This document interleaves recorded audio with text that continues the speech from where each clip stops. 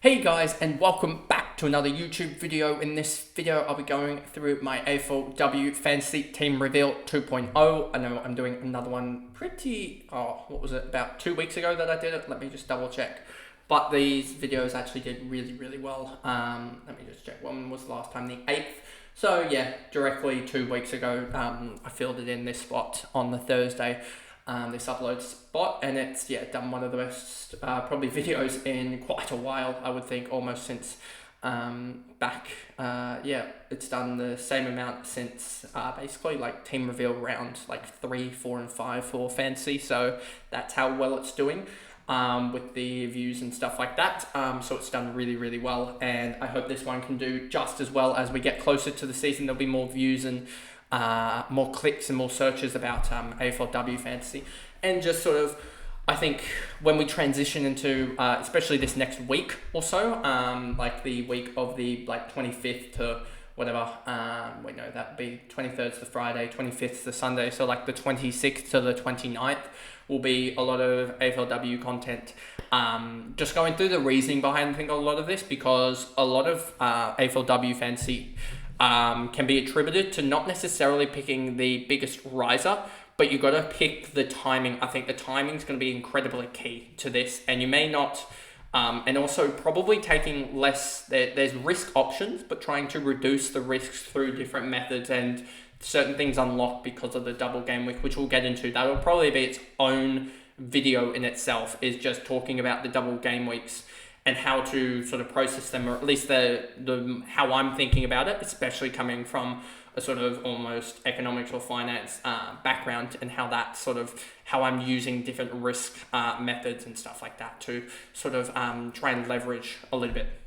But anyway, that'll be a whole new video up on the channel probably Tuesday or Wednesday next week. And let's just jump into this. So there were some changes to the side based on the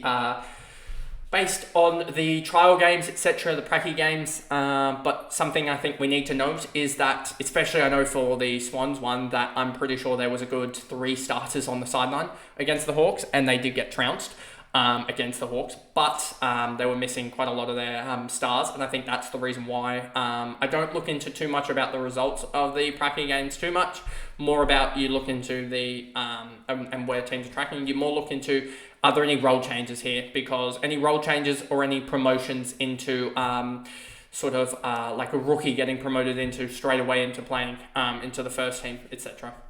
So in the back line, I think I had Thomas, Georgios-Stathis, and Schleicher, as well as Ahrens, and also Butler, and Beattie was on the bench last time we did this. So what's changed? Thomas hasn't changed. Her role is really good from what we've seen in the practice games. Sheeran's come in, and this is mostly just because she's playing on ball.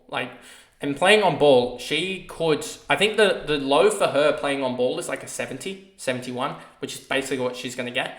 And the high is like a good 100 or like 95, like we saw with Stannett. Let me just check. What is Stannett?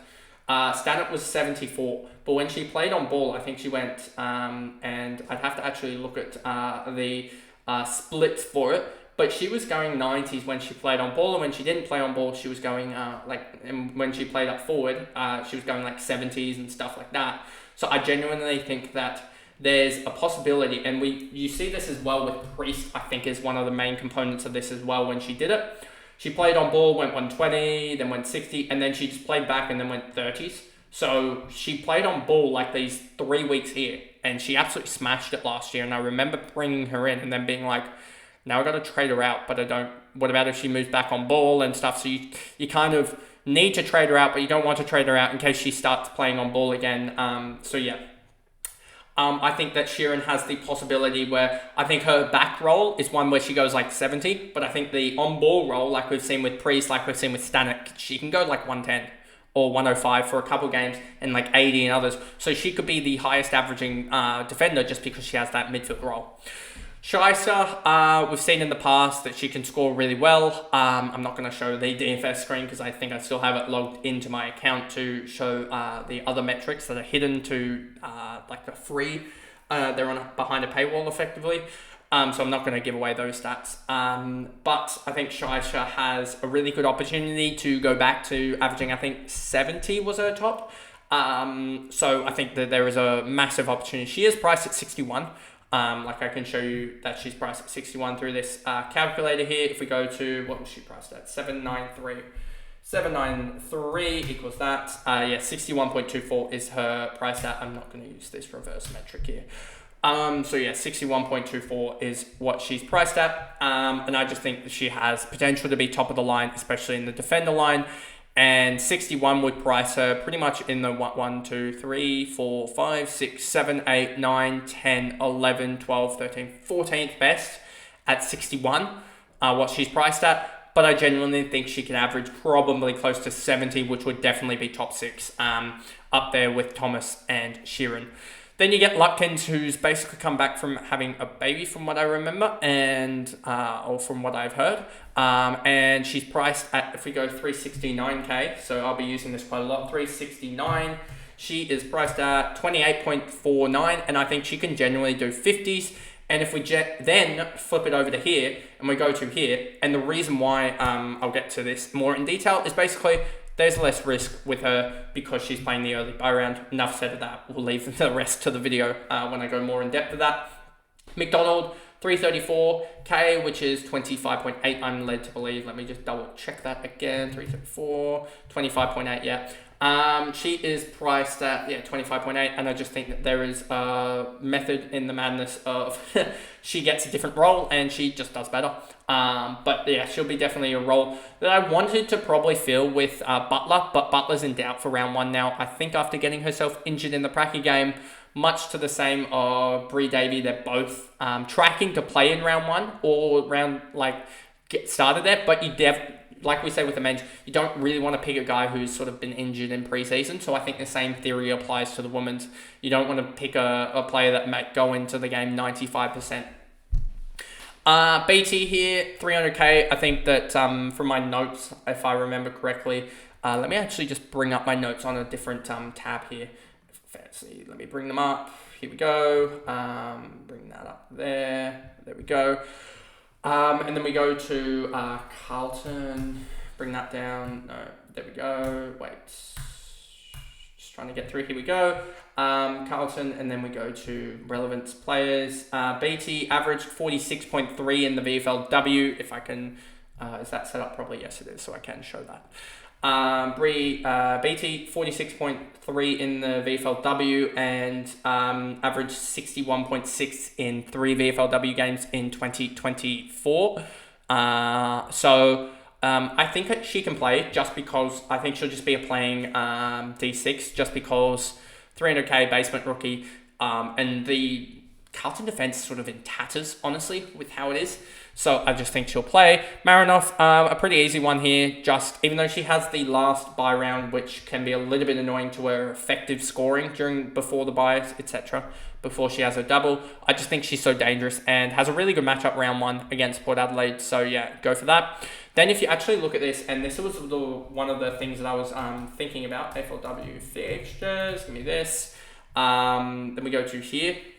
And we go filters, and we set to team, and then we go to Sydney, and you'll look at this, you'll go, she's got Collingwood round 1. Then she's got St Kilda, Richmond, GWS, Western Bulldogs, Essendon. I can tell you right now, looking at the AFLW ladder from 2023, and from what I've sort of heard in circles and stuff like that, none of those teams are in the top 6.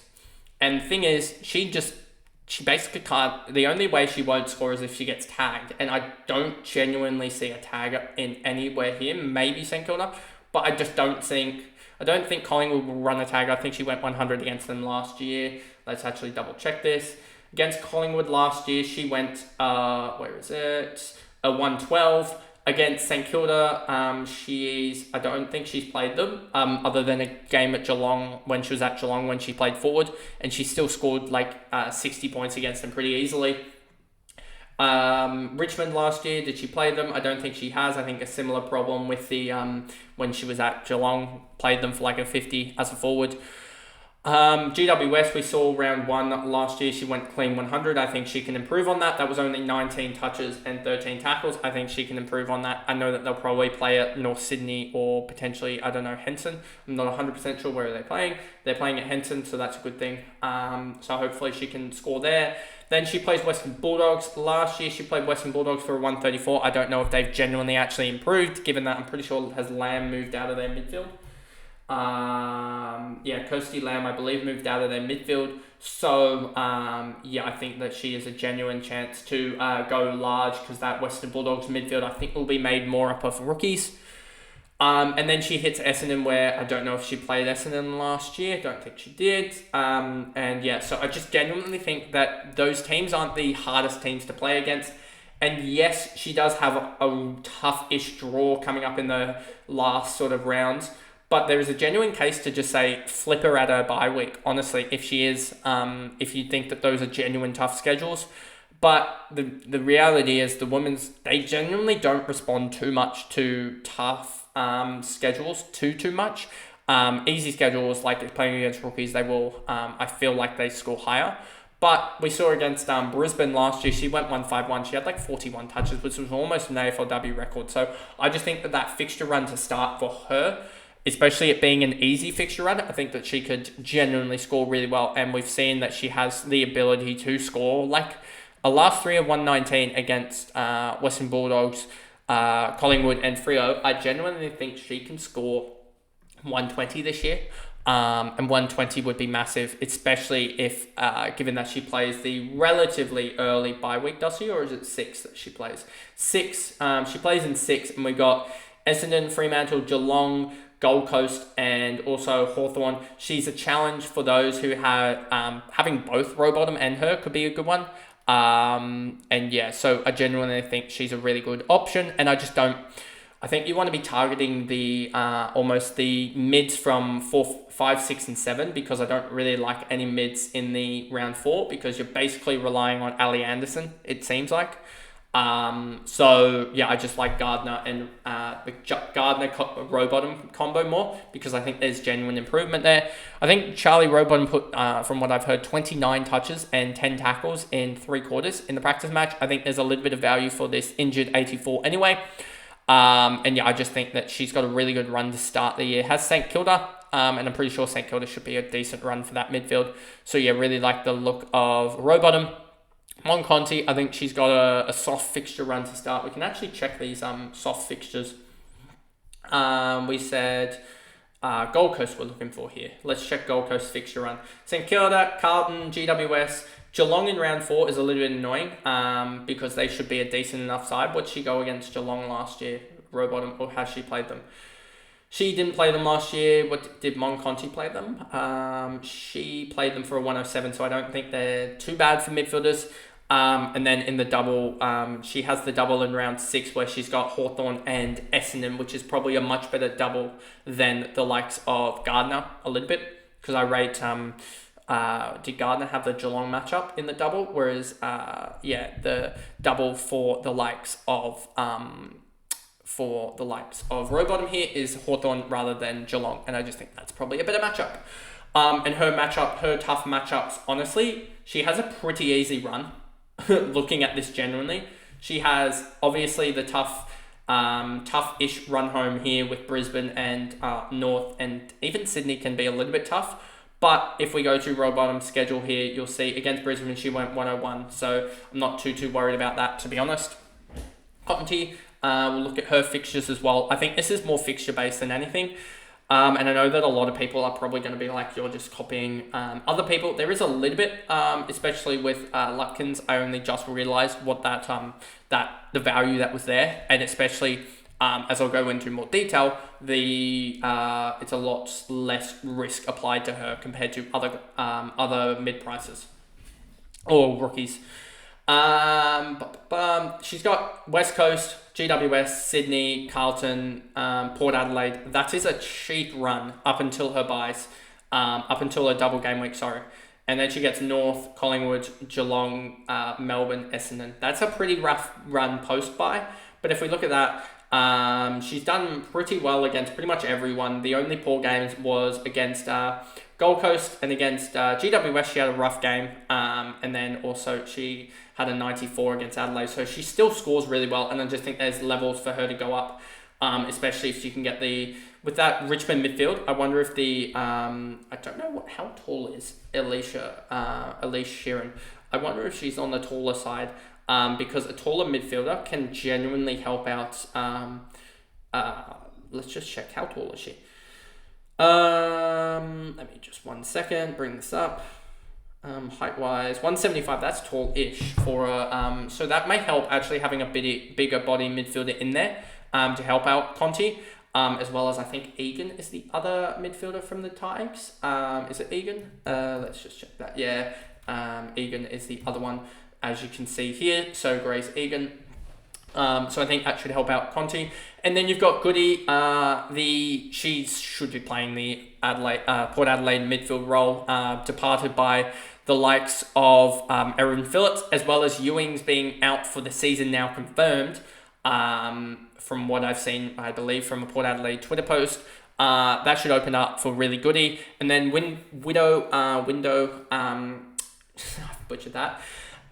She should play, I would suspect, but she did have an ankle injury, I believe. So there's a watch on that one. But she also was a really good fantasy scorer. So Goody is the M5 at the moment, and Window an M6. But there is other chances for other sort of rookie mids to come into place there, as she is scoring. All right, but if she doesn't play, then there's no point having her. So you would just rather a rookie that plays there in that position. Then Edmonds and Pearce combo still staying, same reasoning. Early buy basically guarantees that she'll be higher scorer than Moffat, unless Moffat goes nuts. Like, I'll basically put it out for you. If Edmonds goes 80.6, if we go here, 80.6 for Edmonds, her effective average in the 4 rounds is 100.75. I don't think that Moffat is going to go and average, 13 more? Is that? Yeah, 12.8 more than Edmonds, especially if Edmonds gets a roll increase, because if Edmonds goes up to 85, look at this come up a little bit higher here, to a 106.25. So yeah, just like even an increase there. And if she does, and I'm pretty sure she does have positive matchups, when you start to get this massive increase here, you're not going to really see the likes of Moffat matchup. I don't think Moffat's going to go, basically Moffat's going to go probably a plus, if Edmonds stays the same, she's got to go plus 13. But if Edmonds even goes up 5, then that goes up to plus 20. So you start to see the jump really happen. And that's why I think Edmonds will at least be of the same score, same points total points than Moffat. So that's why I'm going for her, as you save 100k by doing so as well. Pearce looks to be one of the only racks at playing. O'Dowd might, but we'll just have to wait and see when team sheets are named. Too Good, the only confirmed forward I would say that I'm really, really confident about. Hoare could be one that you jump on, because when does Hoare have her by double game week? She has it in round 7. So that's a real big target there. If you like the role of Hoare is to target her in round 7 when she has that double game week. Let's just look at Melbourne's run in, because I don't know if they have necessarily an easy run, because Hoare's going to get more midfield time. But you just look at this. Week 1, Geelong. Week 2, Brisbane. Week 3, North. Week 4, Freo. Freo's midfield is horrific, so that could be interesting. Week 5, Essendon. That's a still pretty decent matchup. That is, 5 finals teams or 4 finals teams? That's at least 4 finals teams. I don't remember where Freo finished. I think they finished in finals, but I could be wrong. AFLW ladder 2023. Let's look at it. Where did Freo finish? Freo finished out. They actually finished in 13th. Wow. I thought they were better than that. They felt better than that. Essendon, then the fixture really, they just have a tough fixture. Honestly, they just have a tough fixture. And their double game week is St Kilda and Adelaide. If we go there and we look at her against Adelaide 78, I expect that to get a little bit better. And has she played St Kilda? So yeah, I'm just a little bit worried that, especially here, 59 against North, 63 against Brisbane. If she just struggles a little bit, and she played Geelong, I'd have to look at the stats again, but that's why I'm intrigued about her in a couple of weeks time, deeper on into the season, as I feel like she could genuinely drop below 1 million, and then that's just almost, you can almost get away with her getting almost 2 upgrades from 3 rookies if at that point in the season, if rookies are like 600, 700k, getting them up to Hoare, as well as alongside probably getting that last midfielder, as Goody will have played her double by then. So that's sort of my thinking alongside that avenue there. O'Sullivan, this one I'm a little bit iffy about because there's just no good options, honestly, looking at that. It'll be a point of contention, I think, for the rest of preseason, just because she has that later bye, and I don't like that this one's probably going to go early. O'Sullivan, she is playing behind the ball, I think, so I'd have to check her stats again from the preseason game. But I don't necessarily like the role too much, and may want to move it on a little bit to someone else. But we'll have to wait and see, because Ewings is out, so it's quite hard to maneuver that unless you go to a rookie, which I don't know if that's probably too small in that line to do that.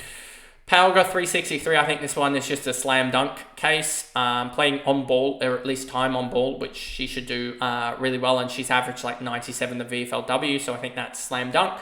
Dersma behind the ball, I think behind the ball in that Carlton defence. We talked about Beattie and at 300k, so 50k more. Dersma averaging what's 300k as a price stat point? 300k is 23. We see here that Beattie is priced at 23 and Dersma priced at 27. Dersma's also priced at 27, but has shown in the past she can go 50. And so I genuinely think Dersma can average 50. And 50 isn't actually that far off top of the line. Like, look at this.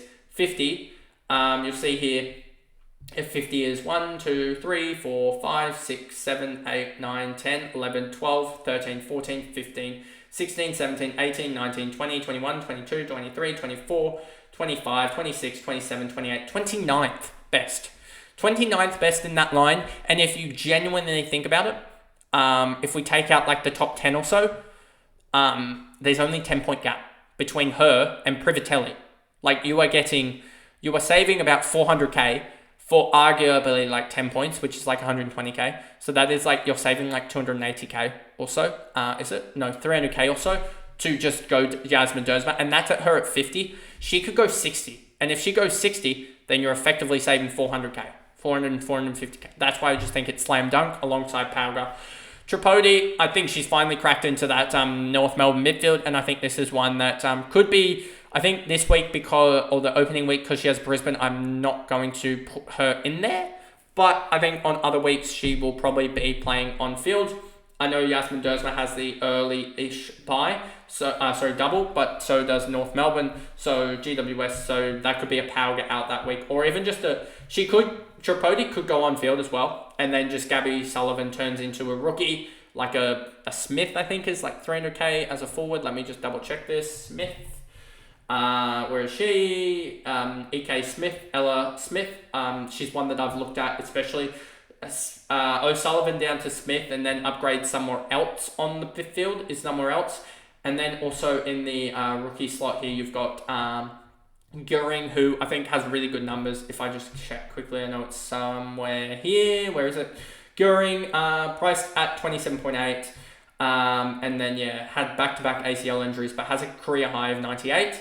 And average 70 in the VFL with a top of 95. So I think there is genuine value there. But that is the AFLW Fantasy Team 2.0 team reveal. If you did enjoy the video, remember to like and subscribe and turn the notification bell on so you know when those videos come live, especially with the I think just talking through the double game weeks and having sort of a mathematical understanding of what's the reasoning behind a lot of my decisions. I think that'll be a whole video on itself, probably a 15-minute video there talking about that, mostly in an Excel document. But yeah, that is sort of my reasoning behind a lot of these girls and selections at the moment. There is sort of a thought of going to 4 defenders again, but I just think Ludkins and the positional change of McDonald hold a lot of value at the moment, so sticking with them. But a lot can change in 8 days as we get, especially team sheets wise, as you try and you try and also get the rookies that are playing, but also you know that AFLW fantasy, you probably want to save more than what I currently have, 30k. You probably want to be more so towards that 80 to 100k saved. So that is a chance for me just to go in with a lot of cash to, after round 1, be able to change to get to the rookies that have low break evens, etc. But anyway, that is the video, and I'll see you guys in the next one. Bye, guys.